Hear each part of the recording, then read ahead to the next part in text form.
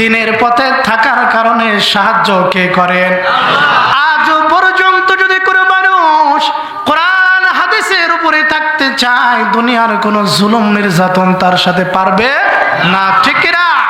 সাহায্য কে করবেন? এই জন্যই যে সূরাটা তেলাওয়াত করেছি, শোনো রে ও মা, এই জায়গায় যারা আছো, আমি জানি না কার মা নাই, কার বাবা নাই। এই যে দুইজন গোলামকে দেখতেছো, আমরাও কিন্তু মা হারা সন্তান রে। ও ভাই, দূর দূরান্ত দেশ বিদেশে প্রোগ্রাম করি, রাতের বেলায় যখন বাড়িতে ফিরো, বাড়িতে ফেরার পর মা দরজাটা খুলে দেয়, ঠিক কিনা? সন্তান আমার বাড়িতে আসবে, মা দরজাটা খুলে দেয়, কিন্তু আমাদেরকে দরজা খোলানোর মতো লোক দলিয়াইলাই।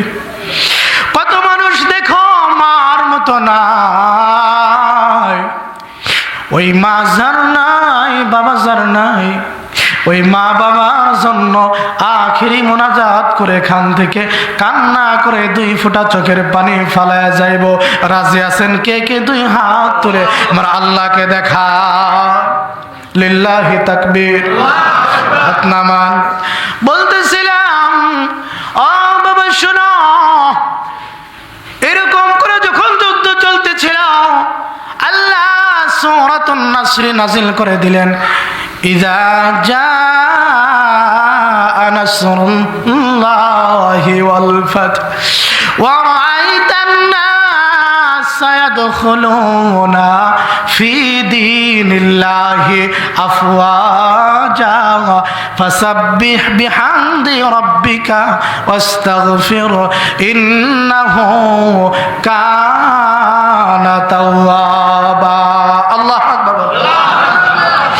অর্থের সূরার অর্থ হলো, আল্লাহ বলে, ও বন্ধু হাবিব আমার, আল্লাহর পক্ষ থেকে আসমানের সাহায্য আসছে, আসমানি বিজয় আসছে।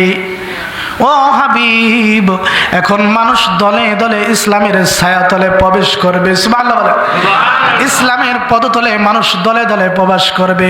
হাবিব আমার, আপনার আর কোনো ডিউটি নাই, আপনার আর কোনো কাজ নাই, আপনি শুধু ফাসাব্বিহ বিহামদি রাব্বিকা ওয়াস্তাগফির, আপনি শুধু রবের তাসবিহ পড়বেন, তাহলিল করবেন, আর জিকির আজগার করবেন, আর আল্লাহর কাছে মাফ চাইবেন। অর্থাৎ আপনার কোনো ডিউটি নাই। এই কথা যখন নবীজি বলছে, সাহাবায়ে কেরাম খুশিতে আত্মহারা হয়ে গেছে, বিজয় এসে গেছে।